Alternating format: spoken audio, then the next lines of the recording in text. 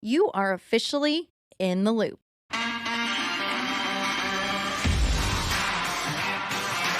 You are now officially in the loop. Let's get to it. Okay, guys, so today I am here with the legend. He's my number one. We are starting a series every month. We're starting the Gold Card series. So, what better man to have as my number one Gold Card series other than Bob Tallman? Bobby T, welcome to the show. Joe, I'm ready for you.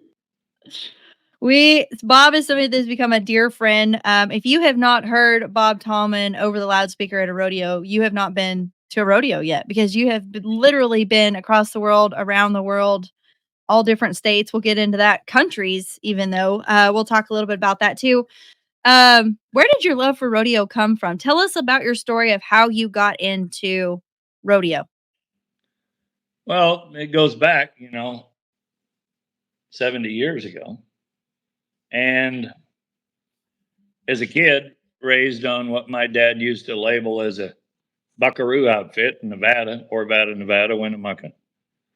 When I was 4, 5, 6 years old, I can remember my dad was a wild horse racer, wanted to be an old bronc rider, and took me and my mom to some rodeos. And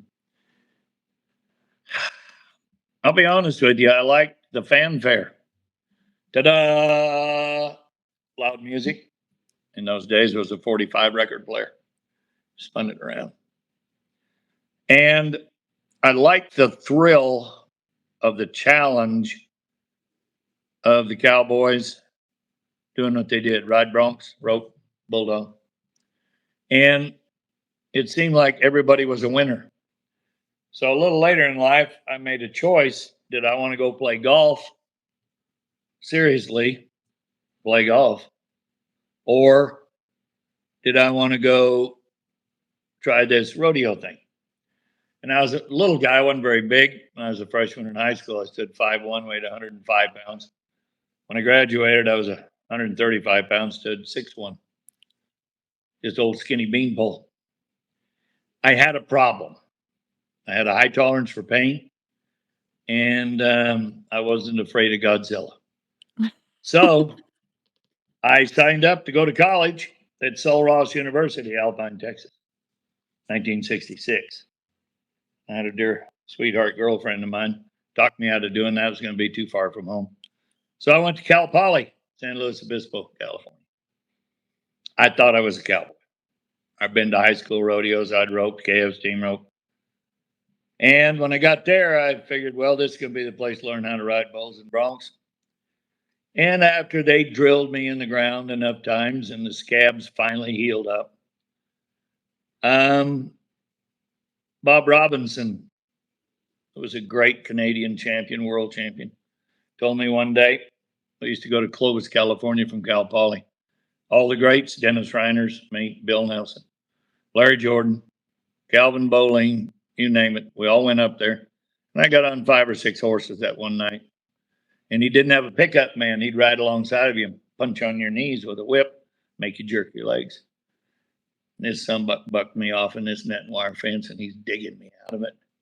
Bobby? High pitched little voice. He said, Bobby, I don't think this is for you.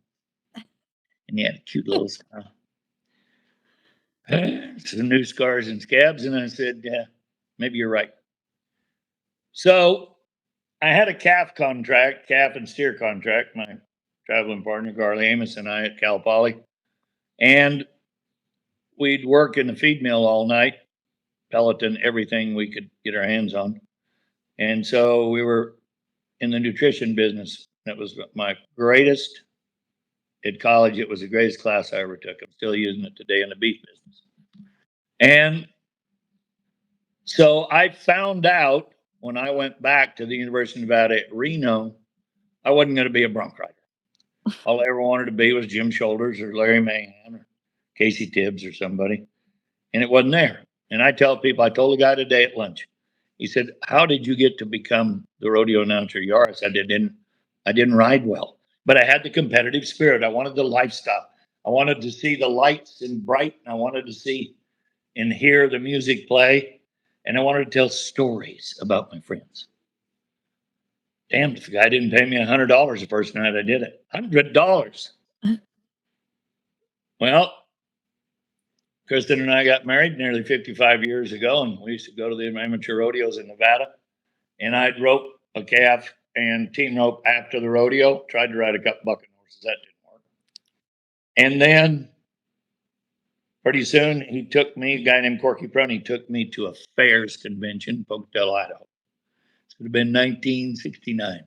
He introduced me as his new rodeo announcer. I didn't know I was going to have to buy out the contracts of his old rodeo announcer, but I didn't know that they didn't do that. So I paid the guy like $5,000, and I was making $100 a day. About 3 years later, Kristen sat down on a ribbon typewriter, and she wrote 330 rodeo committees in the RCA. Then hand mail those letters out. I got one response from the rodeo chairman at San Bernardino, California. What was his name? Chuck Parkinson, one of the greatest all-time rodeo announcers in the world. He said, "Kid, I can't hire you because I do the job myself, but he said, if I can do anything to help you, let me know." I bought an RCA card, went to Denver, Colorado on the train with about a 2x3 picture on an easel. Train froze up on the salt flats, got out of there, got to Denver, went to the convention. And I knew nobody. So I just went shaking hands with people, telling them what I could do. Well, there's a few of them that knew I announced all the amateur rodeos, some little britches and kids rodeos.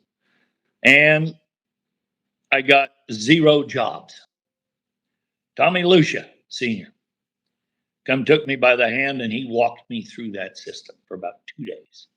My great friend still today, Vic Carmen, and I were so broke, we couldn't pay attention. We used to go across the street from the Brown Palace Hotel and order hot water and tomato juice, and we'd make tomato soup and get all the crackers off all the tables and put it in the soup, eat dinner. We'd go back and listen to stories at night. All the great rodeo announcers of the world. Cy Italian, Smokey Bogus, Mel Lambert, Chuck Parkinson, Leon and Vicki Adams, Slim Pickens. They were all there. And knowing who they were and what they'd accomplished in life, I said, I got to do this thing. So I went home on the train. And while I was there, Bob Cook, Jack Roddy, and Jack Sparrow hired me, RSC Rodeo's brand new company, Clemens, California, to come to work. February 2nd, 1971, I went to Clemens, California in a little Ford truck with a shell camper with a 3/4 inch piece of plywood, 4 inches of foam, and a bedroll. I slept in the truck at night. Enoch Walker, one of the great bronc riders of all time Canadian, Kenny McLean, lived there. Every night we'd sit at the table. Maggie, she'd fix dinner. I don't know, out of the damnedest stuff in the world. And it was like an 8-course meal. And they'd tell me rodeo stories. So there's a lot in between all of that. But I thought he was going to hire me to announce rodeos. Oh, no. My first job was breaking down 26 split rim truck tires by hand with Enoch. We built these old trucks together to haul all that rodeo stuff. Chuck Parkinson came, Lex Conley, my dear friend, came. Mel Lambert came. They announced all the rodeos until May. We had a college rodeo at Clovis, California. Now, I was in charge of the livestock, haul it, feed it, take care of it, load it, do all that stuff. So that day, I got to announce the rodeo. And I got all through in an old dirty T-shirt, hot and sweaty. Put on a pleat shirt, stepped up there and got a microphone. I had a little sound system, 4 big university horns, 4 drivers. They weighed 180 pounds apiece, I think. I had a little mixing board and a $26 Windsor mic. And I announced the rodeo. When it was over, Jack Sparrow came by and he said, "You know, kid, I think you might make it." Jack Roddy looked at me and he said, "Yeah, give him some time." Bob Cook says, "Change your shirt. We got to go feed." And the rest has been a blur. Cotton Rosser gave me all the chances in the world. Mike Servey, took a hold of me, took me to Phoenix. The next thing I knew, I was in Fort Worth. Next thing I know, I was in Denver. Pretty soon, I was in Houston. You and I live on the same playing level with our faith. God is good, but Jesus is gooder. That's my Amen. gooder. So, it just took off. And I had way more to pray over than I did to pray for. And trying to keep up, Ted Clark, T-Bone Clark, great artist, great Canadian, was Cotton Rosser's front man. And so he kept slipping me into Cotton. And the first time I worked an indoor rodeo was in Oakland, California, and they had the truck strike, and we had to haul it all in there by hand in pickups. Second rodeo I ever worked was Long Beach, California. Cotton flew me in his airplane. I knew there'd never be another 4 day. I'm flying in a guy's airplane, going in a Coliseum, staying in the, what's the name of that old boat? It was a hotel. I'll think of it in a minute. The Queen Mary. It was tethered up there at Long Beach. Holy mackerel. And it just catapulted again and again and again.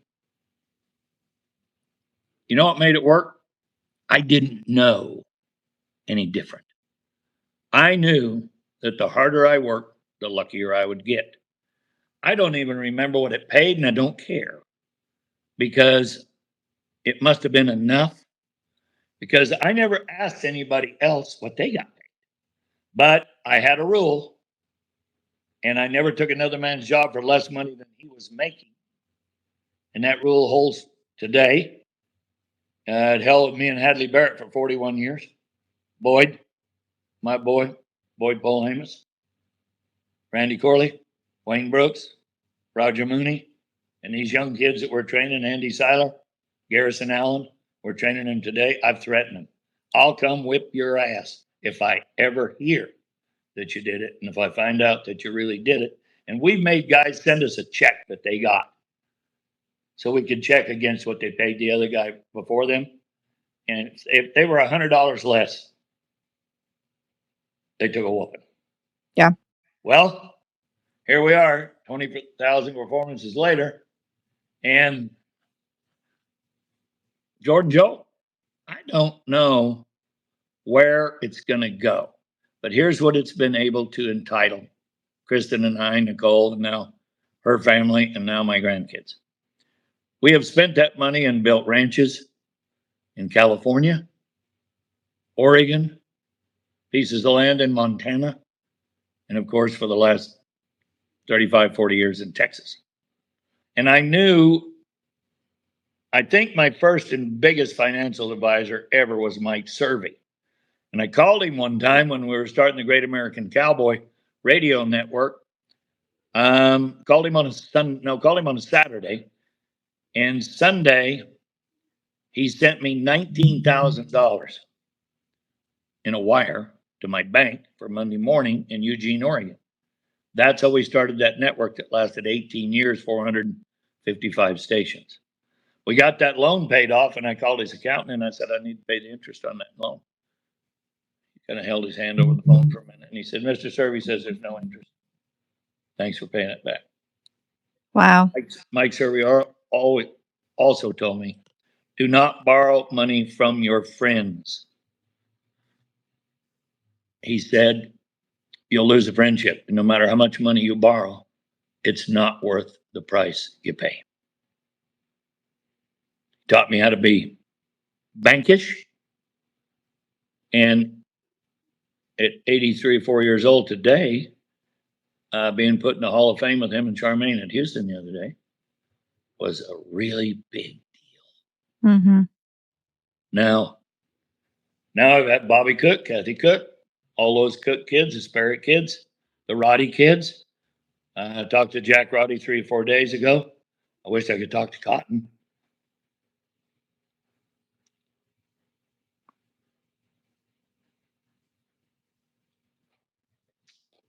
Sorry.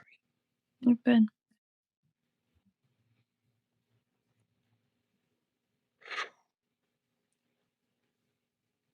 one snippet of that story. I talked to Jim Gay last night, and I passed the test back in the mid 70s. Bob Cook sent me to DFW Airport. I met Donnie, Pete, Jim, Neil Gay. Spent 2 weeks with him. They always used to say that Neil Gay slapped his gloves on his hands. You're fixing to get your ass. When I got through there, he laid his gloves down on the table, shook my hand, gave me a hug. And he did just before he died. Special. God and good her. Well, and I think that, as I sit here and listen, which it is about the stories, and that's what I wanted to bring. That is what, to me, that's why we started this podcast, In the Loop, is because I wanted to share the stories with all these people. But You for like my hat? me, I do like your hat. Bob's wearing an In the Loop hat. You can go check it out on our website. Um, to me, it's the stories that the people, the love that's made through rodeo, like all through rodeo, it brings us all together, and then it just expands and makes the world a better place. And I think you're just living proof of all of the people that you didn't know that now there's not very many people in the rodeo industry that you don't know. And they've just been so inspirational and such a big part of your life and your journey as an announcer, as an entrepreneur, as now real estate, beef. I mean, you name it, you've done it. And it's just been huge as rodeo family in your life.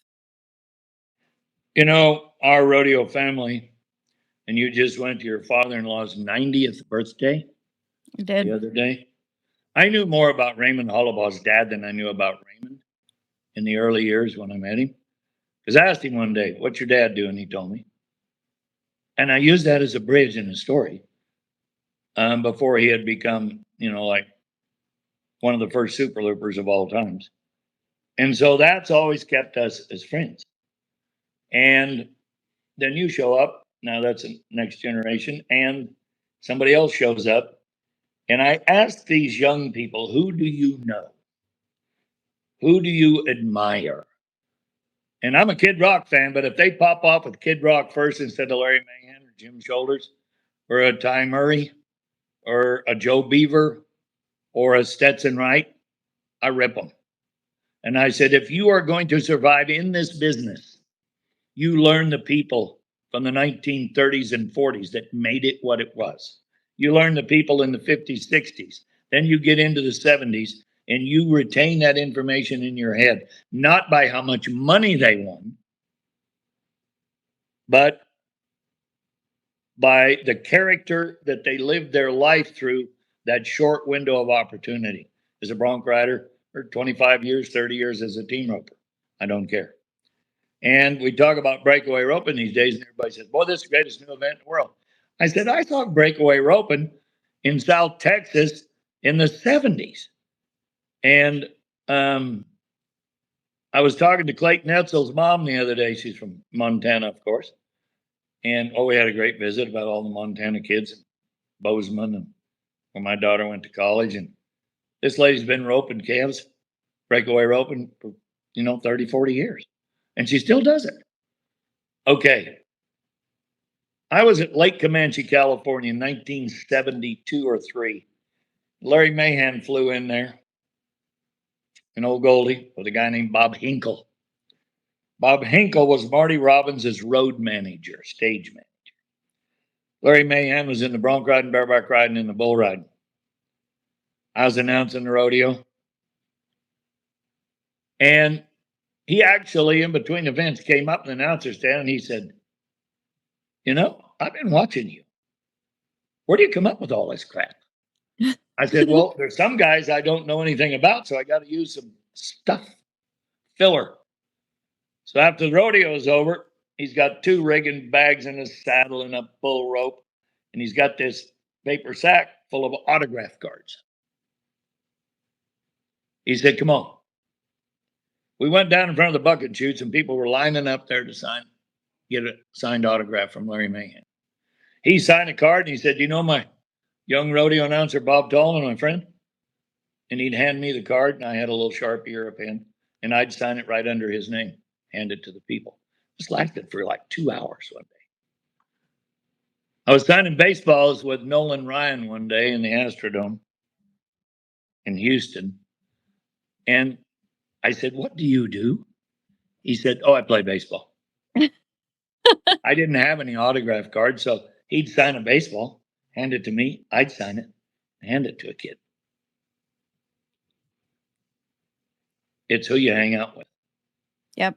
And don't be afraid. You got to be approachable. You have to be approachable, and they can see it in your eyes when you shake their hand. Go meet that person. But don't, when there's 4,500 people around a guy, cut him some slack. And as it's over, he's tired. He's whooped. Just make a pass by, see if you catch his eye, introduce yourself, and then step back. He'll come to you. I've met a lot of stars in a lot of places for no reason except I made the opportunity, took the time to meet them. You never know when you meet them again. I've met all the great country stars, but I also knew Aretha Franklin, Patti LaBelle in the rock and roll world years ago. Come to Houston, play in the Dome. Now they play in NRG Stadium.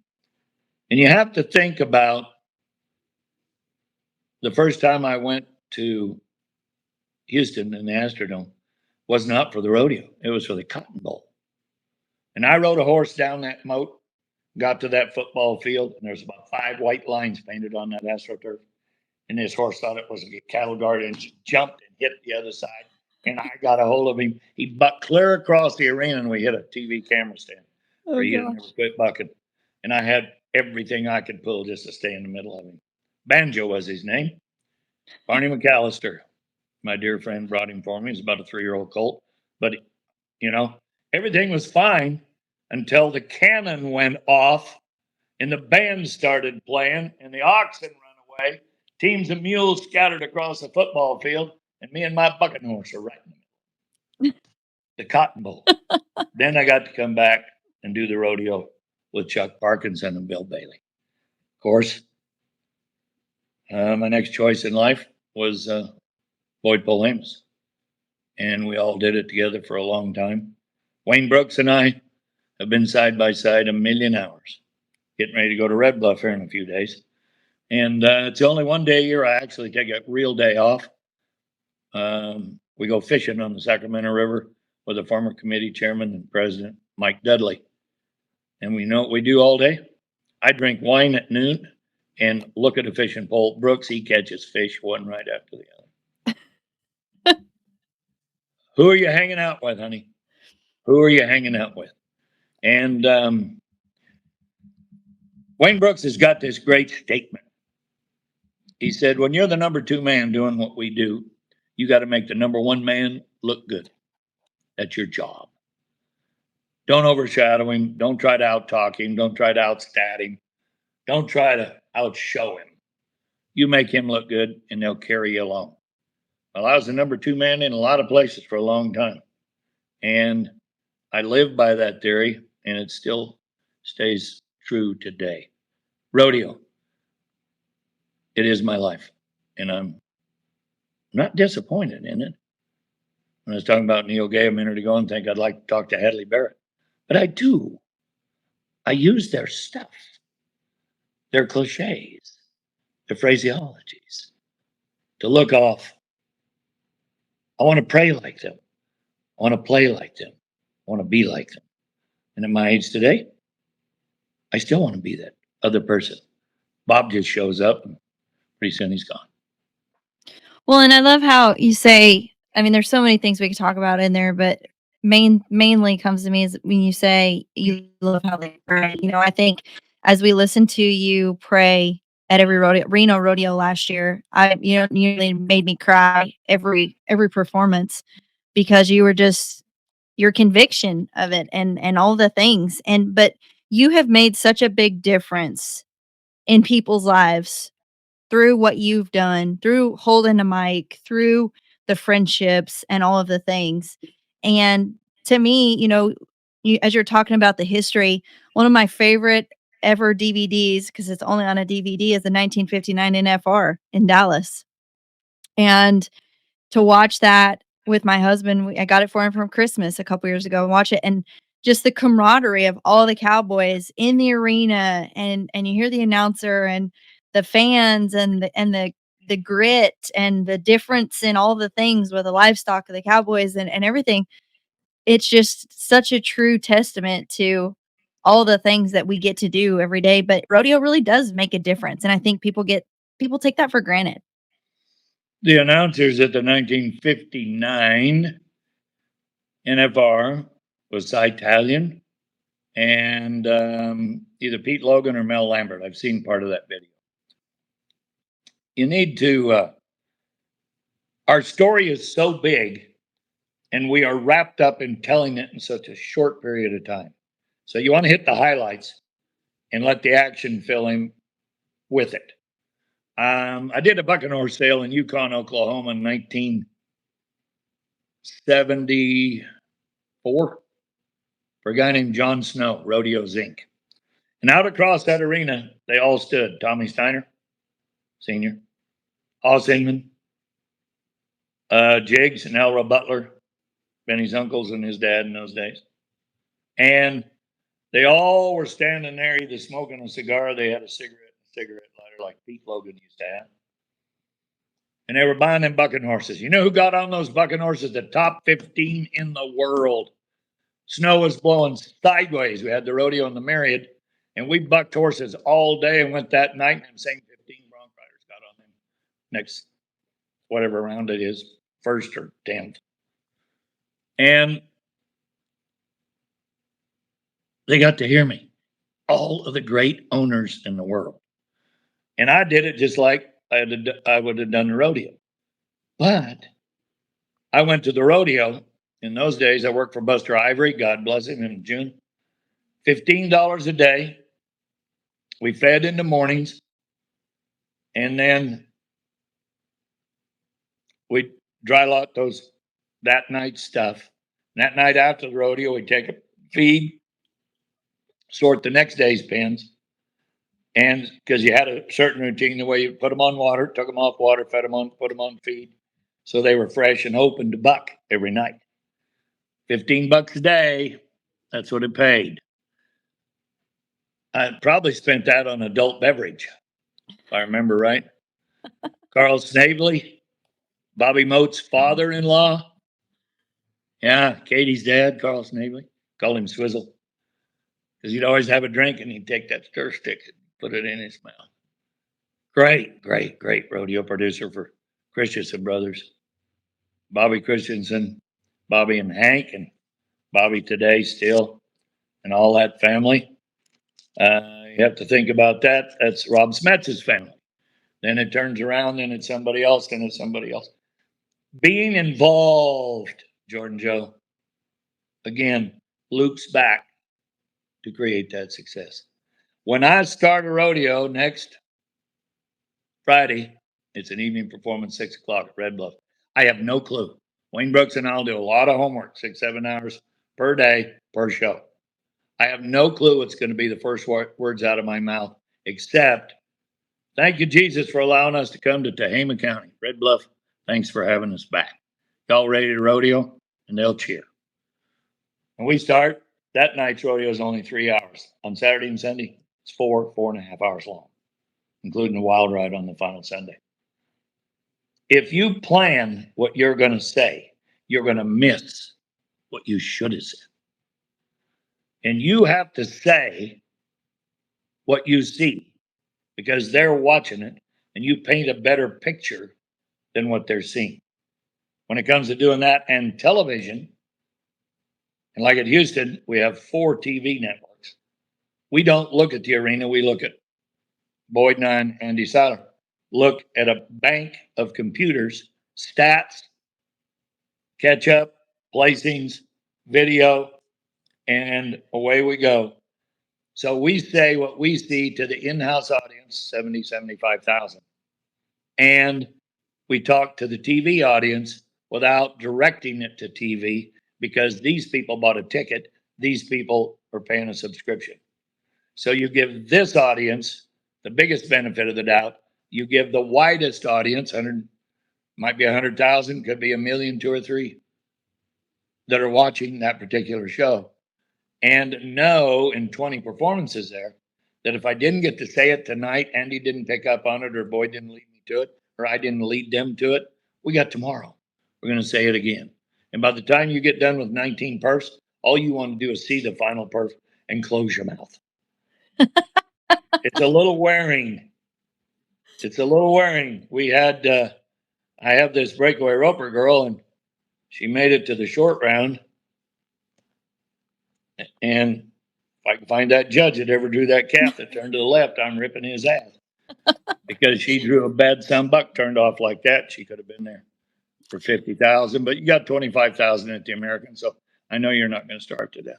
Yeah, I can't it all balanced out. I should have my husband and I talked about that. Yeah, he did go left, but I still should have caught him. But anyway, Houston was so monumental for you, and all of these rodeos are, like, as I've got to sit and listen to you and learn more about you and become what you I call you now as my friend, the rodeos that you've gotten to work are just monumental. Houston, obviously, just were fresh off of it. You just got inducted to the National Hall of Fame there, like you said, with Survey and Charmaine, which is huge. There's been so many people that have contributed to that, and you leave this legacy behind you. But I talked to you the other day, and one of my favorite things I will always remember about you, she said, "Baby, I'm getting older, but I'm not letting down. I'm going full force, and we're rock and roll. We're gassing it." And I love that about you. You don't ever slow down. You're always looking forward. You've got your hand in so many different things. You and I are working together on all things Bob Tallman. We've got our Bob Tallman social media. We're working on a website, bobtallman.com. We've I'm got glad your you're telling ranch, this your story because I was rodeo. going to ask you. Well, it's a good thing. See, I'm leading you. You've taught me something. Ranch, rodeo. Oh yeah, you've got a beef business. So what is on the horizon for Bob Tallman? Well, two things. First of all, when I listen to music, I turn it up loud and rip the knob off. And I don't dance much anymore. You've seen that act. But if you're going to dance like you're going to die before the next song. And if you're scared, say you're scared. Go big or go home. Everybody that's watching and listening to this podcast, or will maybe in the next time it plays, whatever. The ranch business has been fairly successful, and that ties into real estate today. But I've put ranches together for 40 years. Little ones, big ones, my own. Up to one time when I found out I didn't need to be a landowner. Over 20,000 acres in Baker and Keating, Oregon. Debt, I've never been afraid of. If they'll loan it to me, I'm borrowing it. If I can borrow it, I'm going to buy it. But common sense and logic today steps in before all that happens. And when you think about what do we need in life today? You need Jesus. You need a home base. You need a friend. And you need to eat. You can live on a lot in town and have an older built home and be rich if you have your health. I walk funny because I spent 40 years of my life as a younger man going, here, Bubba, hold my beer, watch this. And Not this fighting much. kangaroos. Yeah. I didn't fight the kangaroo. Monty Henson fought the kangaroo. And after that kangaroo kicked him 20 feet across the cage, Tony Weiss, bulldogger from Thedford, Nebraska, big guy, they threw us the gloves, and I said, no, I don't think so. God bless Hawkeye. I never seen a kangaroo kick a man so hard. Crying again. Oh. Oh. I've I been to wish there would have Australia. been phones back then. I mean, Oh, that might have been the most played ever video. I've been to Australia 3 times. Never had more fun in my life. Kristen went with me one time for the World Cup rodeo. I've never done anything wrong so many times in a row and enjoyed it. I was Aussies. Good people. Good people. My favorite bronc rider those days was Daryl Kong. And they're still friends today. Talk to them on Messenger. They got my phone. I text, they text, and I always know it's a day and a half ahead. So they've already heard the news. We didn't even know it was going to happen yet. Back this up to this ranch thing. I want to talk about beef in a minute, but as a little boy, I can remember taking a stick and drawing pictures of pastures and putting a set of corrals in a road up to it. And I didn't know anything about big trucks because we didn't have them. And my dad got a bobtail truck and a tractor just before we moved to town. I was about 10 years old. So I didn't know about automation or any of that kind of stuff. But when you ride a horse or go with your mom, my mom used to drive a dump rake with a team of mules. And I'd sit backwards on that dump rake and she'd holler, yeah. And I'd jerk that lever and it'd raise that rake up with a windrow underneath it, trying to match up the windrows with where we raked last. And if there was 10 windrows and it was kind of in a square, you just went around and around and around and around. And you started on the inside of a derrick that reached down, picked the hay up, put it in a haystack. So the farther we went, the more we raked. Well, I learned, man, a little bit had something to do with my dad ripping my ass, that when you get to that windrow, if you're a foot or so off either side of the last place you dumped a rake, it's okay.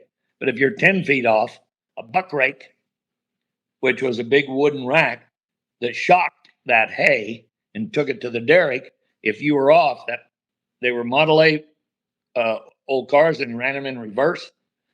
And if you shocked that hay and it was out of line, that guy running that chocker would come tell you about it where you dumped that hay. And I hated it because in the morning, my job was to drag a 50-pound sack of oats down in front of them mules and they'd bite you and kick at you and rear back and strike you. No good, rotten. My dad got a tractor and I knew there'd never be another poor day. And it was broke down 8 days a week. So in the ranching thing, when we moved to town, I lasted one summer. And I went back to ranching, $6 a day. Buckaroos got 5, farmers got 6. And I did that for a couple of years more. Then I moved back to town, worked in a gas station, got a Social Security card, and life went on. Never made it in sports, wasn't small, wasn't dedicated. But I knew that if I had a horse buck me off, it was my fault. If I missed a calf because I didn't swing, dip, and pitch, my 3 words for you, I missed him. Wasn't a team that made the mistake. First day in football, shoes didn't even fit me. They're so big. And somebody made a mistake. We had to run 20 laps in that uniform. And I was right alongside my friends going, did you do it? Who did it? What'd he do? I'm over here getting my butt run to death in a uniform that doesn't fit me on hard ground and these football shoes that I had extra pair of socks stuck in the front. And I said, I don't like this team sports deal. No, no, no, no, no. I'm going to the arena. And I did. I never came back. But Well, I'm a Dallas Cowboy fan. I'm a Texas Ranger fan. And right now the Astros are kicking our butts again. you need to pick different See, teams. I've got to relate everything 70 years ago to today. Well, and I love that. And that's where I think that the biggest thing I've learned from you is we can't forget those pieces that, like you said, got us to where we are. We cannot forget our history. We cannot forget why we get to benefit as cowboys and cowgirls from the things we get to do today as business owners, leaders, all the things, ranch owners, beef owners. We can't forget where we came from. And that's huge. And you've taught me a lot about that. And as I've been able to work with you, I love how passionate you are about all the things. A little while ago, you talked about, cow poly and how nutrition was your favorite course ever. And I have learned more about a beef carcass than I have ever known. And I went to an ag college. And I'm like, man, I should have just went to the college of Bobby T. To teach y'all things about a good piece of beef. But you're passionate about your nutrition, your beef, your beef Angus business, 3T Ranch. You're passionate about everything you do. And there's that flyer. There we go. And that's what makes you successful. Um, I I hate people when they go because it's a transition that let you get your mind to say what your mouth wants to say. The the food business today, and I think you heard a podcast I did with Aaron Alejandro the other day FFA. with the FFA. I'm a Yeah, big it was a supporter of great one. 4-H, one of the greatest things I ever got involved in life, and the FFA, and of course, the biggest thing in Texas for our kids, second only to Texas high school football. Um, you need to understand in America today. I don't care who the president is. I don't care whether you're a Democrat, an independent, a Republican. I don't care what you are. Vote. It's a privilege, and that could be taken away from us one of these days. You need to understand the food business. We all joke about having a steak and potatoes and a salad. Okay, there's more meat on a steer than steaks. You've cooked a few pounds of some of our beef, and I'm big on lean beef because the genetics in my cows raise lean beef. Now, here's why: we feed more fat protein ratio, 16-way mix that builds muscle, but builds marble. And lean beef is healthier. Ours is totally holistic. It hangs for 14 days in a butcher shop, USDA, at American Butchery in Santo, Texas. And people come and get it. I don't ship it. So if you're watching the podcast, go, I'm going to call Bobby and buy a half a beef. We don't ship it. But if you want to drive, I got people come from Arizona and Oklahoma, New Mexico, and get our beef and drive home. I know my beef is ready. I'm going to get it in a few days. I'm very excited. Well, Raymond will be happy. And I know you can cook.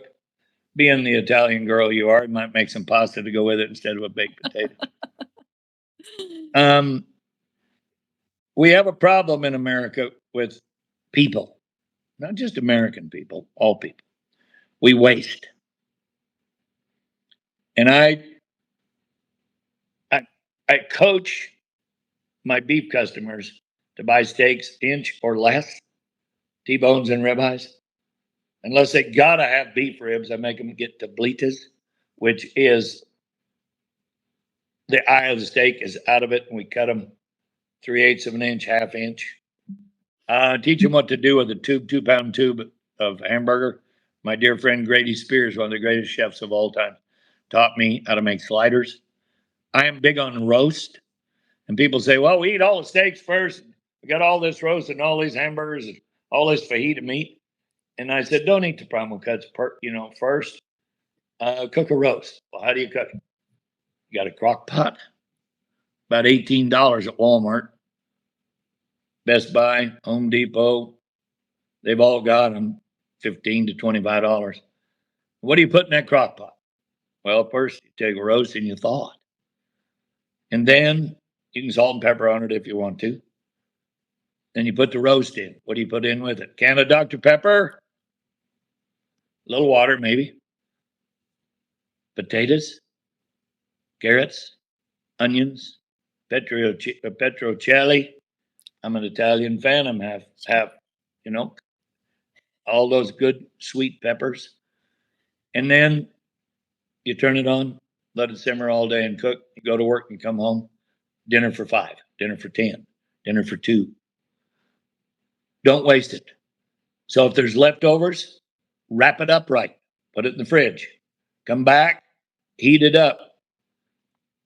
My wife, Kristen, is an awesome cook, chef. Always says you need to reheat everything in the oven. I'm a microwave guy. I'm in a hurry.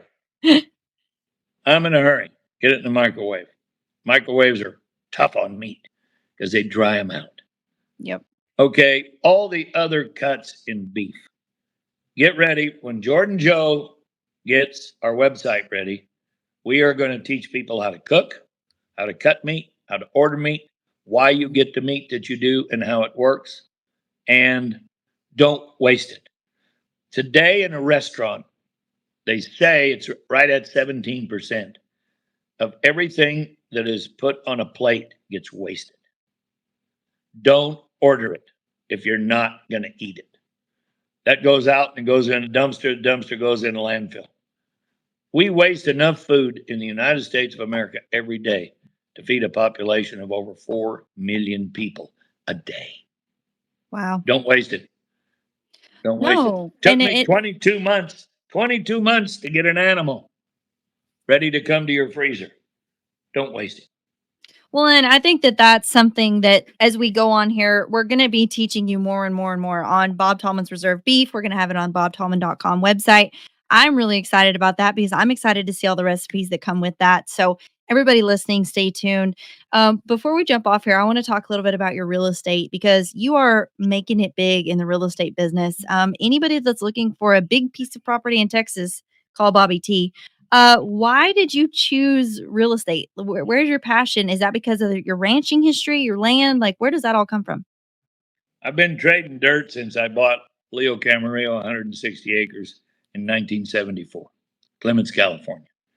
He and Sharon hired me to buy this piece of ground and build Raptor Sea Enterprises, which was the roping, all the ropes and picking strings and tie down strings.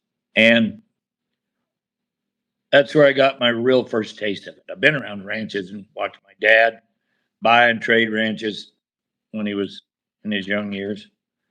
And then I got away from it when I got heavy into rodeo business. And one day I was watching Little House on the Prairie. My daughter was in the fourth grade, Nicole. And I told Kristen, we're going to Oregon. I'd made a couple of phone calls. And she said, why Oregon? I said, there's a place up there, 40 acres.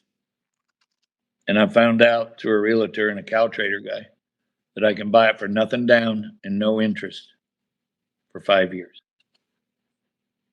The lady was very ill with cancer, wonderful family. And so I bought it on the phone. We drove up there and it was a real foggy day. The only thing you could see through the Baker Valley was the steeple of a church. And I'm big on God winks. Mm-hmm. You saw it? You say it to yourself, say it out loud. Then follow your dream, follow your heart. So we bought that place. It was 40 acres, sold a house. The day we got there, it started snowing and it snowed 47 inches. 3 days. Oh my gosh. And Kristen wanted to leave you. She was so confused, she didn't know what she wanted to do. So the next day, while it was still snowing, I go to town, buy her a new refrigerator, bring it home, set it in the kitchen. That night, I hear this crash. The floor was rotten in that old house and it fell right through into the basement. And it kept snowing. So I bought 50 head of bred heifers that were bred to a rhinoceros-sized bull. And I went to Denver to the rodeo and Kristen pulled 39 out of them 40 cows out of them cows. She could do a C-section with a pocket knife today. So the rodeo business paid for it. We got back in the cow business and we've never slowed down since. That's real estate trading. I built from that to an 80 to 160. Bought from that a feedlot and built to 19,000 acres. And then Bodacious came along. That yellow bucking, no good, head ripping son of a buck. Sammy Andrews put the lure in me, and we moved to Texas, one of the most beautiful places on the planet, Baker County, Baker City, and Keating, Oregon. At a mile and a half, the Powder River ran right through that ranch, deer and elk like beyond. And so I got off in that bucking bull thing. That was crazy. But when we got serious out of the bucking bull deal, and I bought these black cows or traded for them, I don't remember. No, Kristen picked them. There was a guy named Don Pilgrim. My kids rope with his kids now. All our grandkids are raised together. Got me 50 head of Black Angus heifers. And we started a set of genetics matched up with Bobby Cox Ranch, a friend of mine, Bill Melson. Gave me a pick of another 50, so we had 100 cows to start with. So as we did it, that was our base genetics. And I've tried to get away from it a time or two. Oops, got to go back. If you want to see the beef on our website, you'll see why. Genetics, nutrition, Mother Nature. Mother Nature's either on your side, and you know right now, if you live by where Jordan, Joe, and Raymond and I and Kristen live, Mother Nature's got her best pants on she's had on in 30 years in Parker County. And you cheat a cow, she won't produce. You cheat a man, he'll come back and get you, or at least he deserves to. So I don't cheat my cows. They say, old saying, you can't starve the buck. Can't starve a buck out of a cow. So this takes real estate. So I had this nice place down south of Weatherford. I come up here and bought 99 acres the last time the real estate business crashed and the last time we had a recession. This place was plugged and platted for 149 homes. Well, gas went to $3.40. What is it today? $3.40. Yep. They shut it down. I've still got the maps and the platting. Then I bought another 100. Then I bought another 100. Then I bought a few little pieces around us. And I had a lady in the real estate business start teaching me. Here's the killer. COVID cost a lot of people their lives. COVID cost a lot of people their employment. COVID cost us all something. And I never thought about how much money it cost me for being out of work. And we're contract people, 1099 people. We work on contract. When they shut it down on March 8th in Houston, we were done. We didn't know for how long. That day, I'm driving home and I call one of my best friends, Phil Sanders. Now, he was a realtor agent years ago. He's a landman. He's built 2 cross-country pipelines from Nevada and Utah to Pennsylvania. He knew how to negotiate. And he knew how to run a computer. Isn't this funny? I've got an iPhone hanging on my iPad, and over here is my laptop. Couldn't have had this podcast today if she hadn't hooked me up. And I said, Pino, that's what I call him, Filipino. I said, we got to go get a real estate license and we got to plant a garden. And I said, let's plant the garden this week and we got to figure out how to get a real estate license. Okay. I'm 70 years old. I figured the 60s, 70s, and 80s and just about disassemble all the brain cells I had, just like any other good red-blooded American boy. Large time was had by all. Been in the entertainment business for 50 years. 2 days before we start real estate class, they shut them down because of COVID. We went and bought that laptop. 2 days later, we're sitting in the tack room, which is now a part of this real estate office. And I don't want anybody to think that we aren't working at it. Can I do this? Yep, you Okay, can. there's my laptop. There's our big screen that we do maps. There's Phil's laptop. See all this stuff? That's all real estate stuff It's all real estate stuff, including a sign. One of my for friends sale. right there. Leighton Berry, who I'm going to marry next Sunday. Fort Worth rodeo pictures. Oh, by the way, there's that guy that started my career in the cow business. That's Yep. 1903.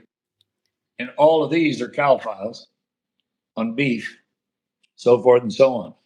Yes, tack room, medicine. City people like to come out here and they look at all the needles and go, what are you doing here? Vaccinate cows. Doctoring them cows. Yep. Very seldom, but so we went 180 hours on Zoom. It was challenging. Phil, my partner, what do you do? It's a 98 on the test. I got an 88. The last test we took, he got 100. I got a 92. I'm going to continuing education for Legal 1 and 2 next week. I love going to class. I love being taught. I love being challenged by testing. I want to see what my mental recall can actually absorb and how much of that, how quick or later I can put back into the right answer. I just love it. So we get in the real estate business, and our first 2 clients came from California. That's not a joke. They came from California. And they waited 4 months for us to get our license. We had another realtor hold a deal for us so that the day we got licensed, the next day we sold them the property. That's awesome. And then we sold them commercial property. And then it catapulted. And then it catapulted. All right. Here's what I know about the real estate business. Your fiduciary responsibility is to be honest and forthright. Quote, unquote, Texas Real Estate Commission. Fiduciary responsibility is to be honest and forthright. We get challenged every week by somebody who goes, let's make this deal and I'll pay you a little extra over here on the side. I said, I don't do side deals. I said, I report every transaction we make, Phil and I together, and with Wesley Stout, my broker at Platinum Realty in Weatherford. We are required to report honest transactions and where it came from, where it went, and who the new owner is. I don't want it on my conscience, let alone on my record legally, because there's 13 attorneys in Austin, Texas that operate the Texas Real Estate Commission. And they pulled my license, I'm out of business. So we got off doing commercial and a little residential. We have people said, we're moving down here, go buy me a house. People that give us a lot of money, go buy them a house and we show it on Zoom. I take this iPad and I walk around, show it to them. We'll take it.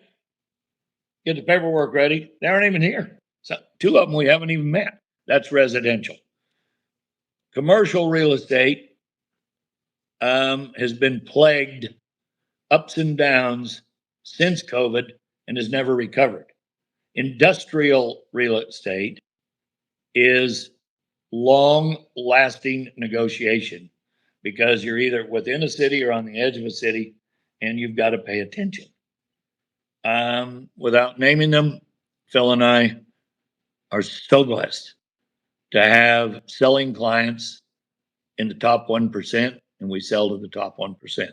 We do a lot of corporate work with corporations that buy properties. With that said, our real estate page, we finally bought some ads the other day. We'd never done that because everything we got our hands on, we find property to list with a buyer in mind. Because just going to get a listing, say I had another $2 million deal to have on the books, I want to have it active. And I'm big on legal tablets since I'm not big on a computer. And you've been at my desk, you know how I operate this. Yeah. And it's kind of funny, but I have to show you this. Phil and I aren't cheap. But when I hand somebody a real estate card, I show them my picture on the front. Nope, over here. Yep. I can And see it. him on the back. When he hands it to somebody, he hands him his side of the card first. And he said, and this guy helps me. This one guy here. And that picture was taken at the Calgary Stampede 15 years ago. I got a great partner. He's business savvy. And there's no jealousy, no envy, no reason for it. And we work together 24/7. He's a morning guy. And we're doing some big things in West Texas, unreal estate oriented in green energy. I'll just leave it at that. But we're in the solar business, wind farm if you want to, but we're solar guys. And my best work is in the afternoons from 3 to 6, 8 at night. And we've been pretty lucky, but we're blessed.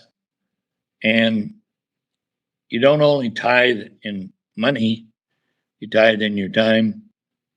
And my prayers are to give thanks for what we have, not for what we want.